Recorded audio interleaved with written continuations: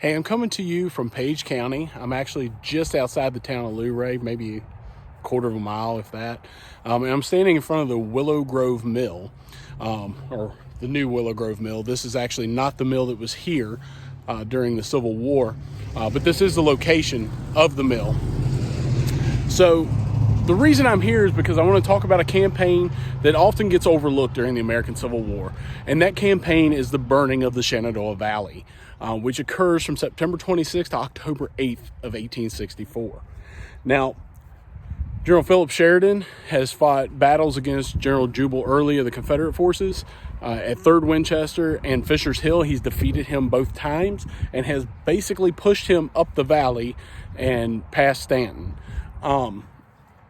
Just so you're oriented with how the valley works, if you are going from Winchester south to Stanton, you are actually going up the valley.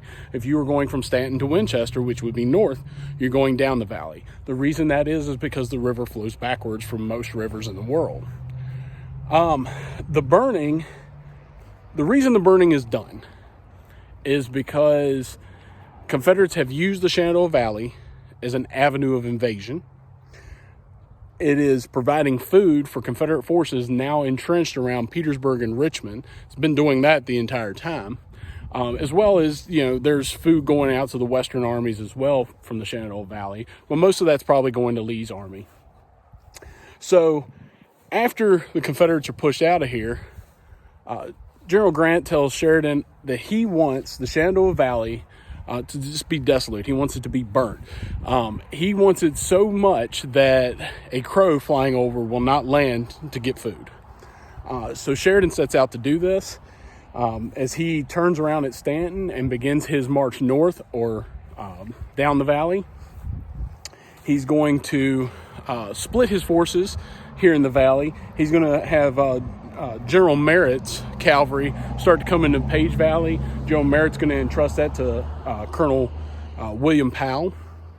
So Powell's going to come here to where we're at in what's known as the Page Valley. The Shenandoah Valley is split by the Massanutten. So you have the Shenandoah Valley proper. Then you have the Page or Luray Valley where we're standing. Still part of the Shenandoah Valley, is just split by the Massanutten Mountain. So the goal is not only to burn crops, to burn or destroy anything that can help provide for the Confederate Army.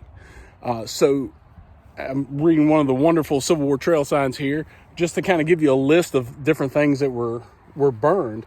In addition to Willow Grove, where we're at right now, flour mills, barns, sawmills, stables, tanneries. Actually, just inside the town of Luray at South Court Street, if we went back up this road, there was a tannery on the left-hand side. There's now a church there, but there was a tannery there. That tannery was burned during this.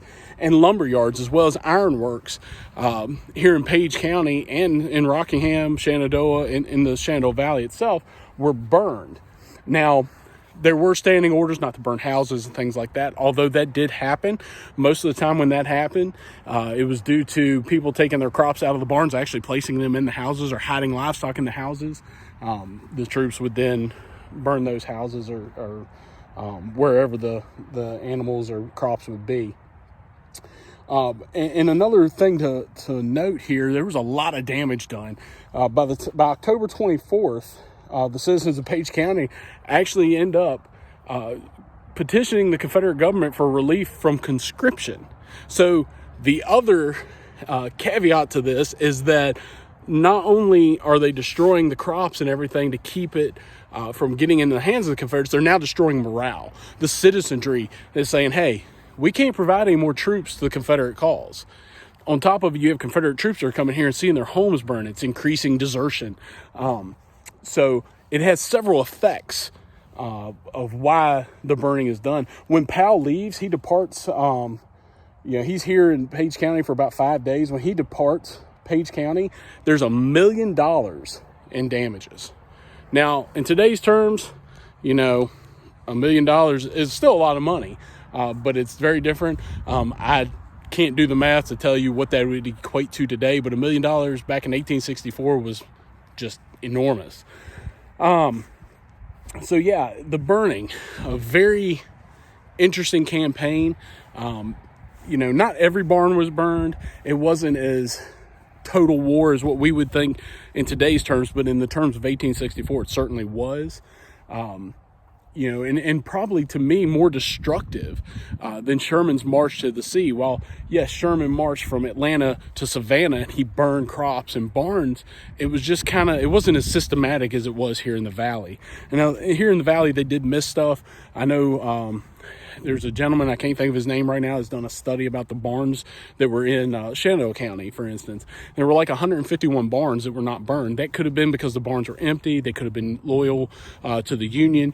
Who knows? But there were 151 barns that just weren't burned. So not absolute systematic, but way out in front of total war compared to the march to Savannah. So if you get a chance, there's not a whole lot out there about the burning. There's not a lot of books about it. There is a book called The Burning by John Heatwell. Unfortunately, Mr. Heatwell is passed, but his book lives on. It's out of print, but you can still find it on Amazon and things. It's a great book. I've read it 3, 4, 5 times. I absolutely love it. So if you get a chance to find that book or look up some stuff about the burning in the Shenandoah Valley, kind of a forgotten campaign, and we're staying in one of the places where that occurred, the Willow Grove Mill. Thank you for watching.